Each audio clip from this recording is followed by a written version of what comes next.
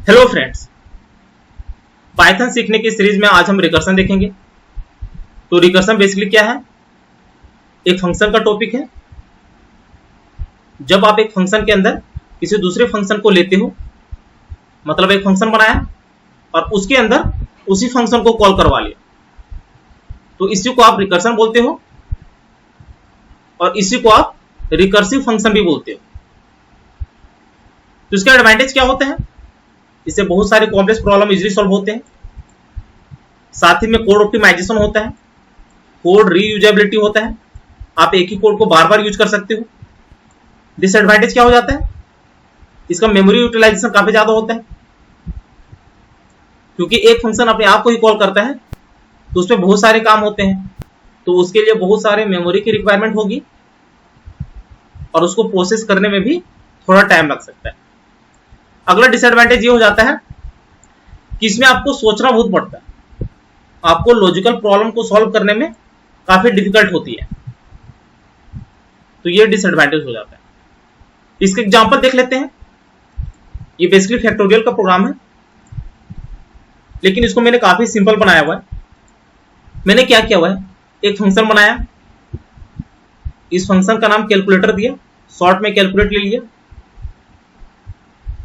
चाहो तो यहां पे फैक्टोरियल भी ले सकते हो। यहां पे हमने एक पैरामीटर पास किया। अब यहां पे हमने कंडीशन लिया हुआ है कि यदि n का वैल्यू 1 हो तो यहां पे रिटर्न करवा देंगे 1, नहीं तो एल्स कंडीशन में हम रिटर्न करवा देंगे n into calculate function n-1। मतलब इस फंक्शन के अंदर हमने इसी फंक्शन को कॉल कर लिया, तो यही हो जाता है आपका रिकर्सन। तो ये हमारा कंडीशन है और इसको बाहर से कॉल करवाया है और यहां पे हमने दो आर्गुमेंट भेजा है, तो ये दो जाएगा n के पास। यहां पे कंडीशन चेक होगा, n = 1, तो n का वैल्यू क्या है 2, तो 2 = 1, कंडीशन फॉल्स, तो एल्स में आ जाएंगे। अब एल्स में देख सकते हो रिटर्न क्या हो रहा है, n into calculate of n-1। तो यहां पे आप देख सकते हो मैंने अलग से बना रखा है, हमारे पास है n into calculate of n-1। n का वैल्यू क्या है 2 और यहां पे 2-1 तो 1 हो जाएगा, तो कैलकुलेट ऑफ 1। मतलब क्या कर रहे हैं हम लोग, यहां पे कैलकुलेट को फिर से कॉल करवा रहे हैं और आर्गुमेंट में क्या भेज रहे हैं, 1 भेज रहे हैं, ये मान के चलो। तो ये इंटरनली हो रहा है, आपका काम था 2 भेजने का, वो आप कर चुके हो। अब ये इंटरप्रेटर इंटरनली काम कर रहा है, तो अब जो कॉल होगा कैलकुलेट 1 कॉल होगा, तो आप ये मान के चलो एक नया मेमोरी ब्लॉक बन गया आपका। चूंकि हमने 1 भेजा तो यहां पे 1 आया होगा, यहां पे कंडीशन चेक हुआ 1 = 1, क्योंकि n का वैल्यू 1, तो कंडीशन ट्रू हो गया। तो यहां पे आप दे सकते हो n = यदि 1 होगा तो रिटर्न 1 हो जाएगा, क्योंकि यहां पे हमने रिटर्न 1 करवाया है। अब ये रिटर्न 1 कहां पे होगा, जहां पे इसको कॉल किया गया होगा। तो ये मेमोरी ब्लॉक किसके कारण बना, कैलकुलेट 1 के कारण। तो कैलकुलेट 1 फंक्शन को रिटर्न हो जाएगा ये वाली वैल्यू, तो यहां पे 1 है तो ये 1 चला जाएगा यहां पे, तो यहां पे क्या हो जाएगा 2 इंटू 1, तो 2 हो जाएगा। और इसको किसने कॉल करवाया है, यहां पे हमने कॉल किया है, तो इस पूरे का वैल्यू हो जाएगा ये वाला। तो यहां हमारा 2 आ रहा था, तो इसका वैल्यू हो जाएगा 2। अब आप इसको प्रिंट करवा सकते हो या फिर दूसरे वेरिएबल पे स्टोर करवा के उसको प्रिंट करवा सकते हो। तो ये हम एग्जांपल में देखने वाले हैं। फिलहाल के लिए एक और समझ लेते हैं। सपोज यहां पे हम लोग 3 भेजते हैं, तो इस केस में क्या हो जाता, ये 3 यहां पे आता, 3 = 1, कंडीशन फॉल्स, यहां पे आ जाते। रिटर्न क्या करवा दो 3 इंटू कैलकुलेट ऑफ n-1, तो यहां पे आप देख सकते हो n का वैल्यू क्या है 3, कैलकुलेट ऑफ, यहां पे n का वैल्यू 3, तो 3-1 2। अब क्या हो गया, कैलकुलेट ऑफ 2, मतलब जो हमने पिछला वाला काम किया हुआ है, यहां पे जब हमारा 2 था, तो अब जो कैलकुलेट 2 है ये उसी तरह चलेगा, जो हमने यहां पे कर रखा था। तो इस पूरे का वैल्यू क्या आया था, 2 आया था। तो इसका वैल्यू क्या हो जाएगा, 3 2 जा 6। तो ये रिटर्न हो जाएगा यहां पे 3 के केस में। लेकिन फिर भी समझने के लिए ब्लॉक क्रिएट कर लेते हैं।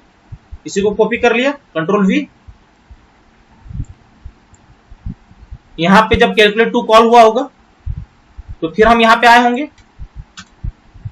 तो यहां पे क्या हुआ होगा, कैलकुलेट टू कॉल हुआ है तो 2 यहां पे गया, कंडीशन फॉल्स हुआ, रिटर्न में हमने ये करवा रहे हैं। तो यहां पे आप देख सकते हो n का वैल्यू 2 हो जाएगा। कैलकुलेट ऑफ 2 - 1 1, फिर कैलकुलेट 1 कॉल हुआ, 1 यहां पे गया, 1 = 1 मतलब ट्रू, रिटर्न 1 करवा दो। तो सेम हमने यहां पे लिया हुआ है। तो रिटर्न 1 कहां पे होगा, जहां पे कॉल हुआ है।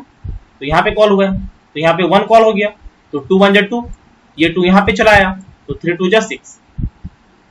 तो सेम हमारा 6 आ गया। अब ये कॉल कहां हुआ है, यहां पे, इसी को प्रिंट करवा दो। तो इस तरह रिकर्सन का प्रोग्राम चलता है। तो इसको रन करवा लेते हैं, एक फाइल क्रिएट कर लेते हैं, न्यू पाइथन 3।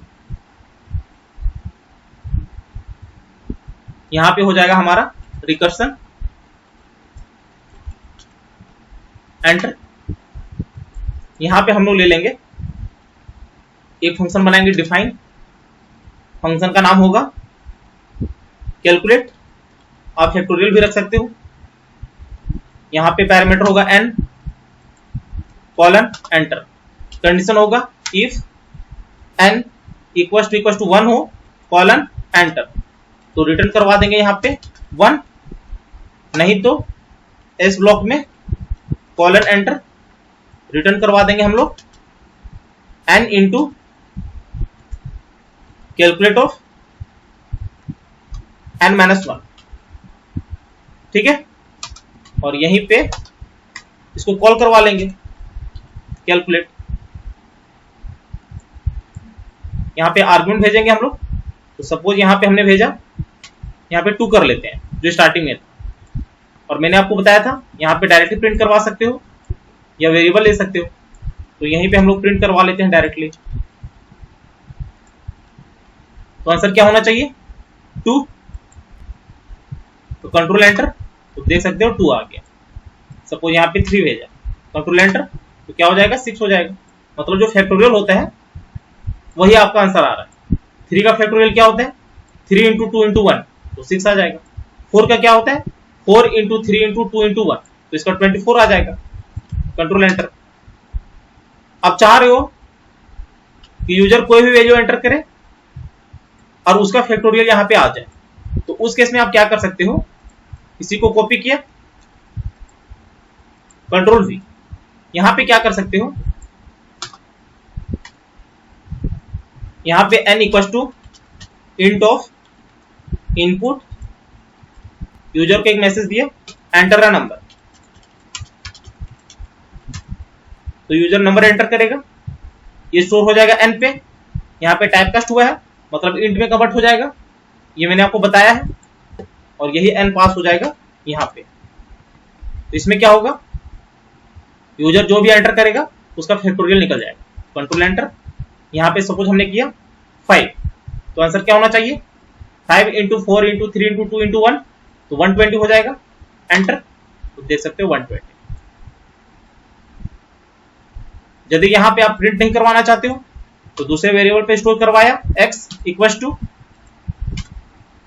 और इसी को प्रिंट करवा दिया। यहां पे प्रिंट करवा सकते हो फैक्टोरियल, और यहां हो जाएगा कॉमा x, कंट्रोल एंटर। यहां पे किया 6।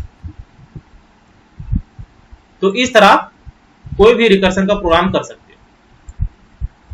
तो यदि ये आपको आ गया है, मतलब किसी भी नंबर का फैक्टोरियल निकाल सकते हो। तो ये हमारा रिकर्सन प्रोग्राम था, जितना हो सके प्रैक्टिस कीजिए इसका। तो उम्मीद है ये वीडियो आपको जरूर अच्छी लगी होगी। यदि अच्छी लगी होगी तो चैनल को शेयर और सब्सक्राइब जरूर करें, साथ ही बेल आइकन को भी प्रेस कर लेना, ताकि जैसे मैं नया वीडियो अपलोड करूं उसकी नोटिफिकेशन आपको तुरंत मिल जाए। Thank you, happy learning.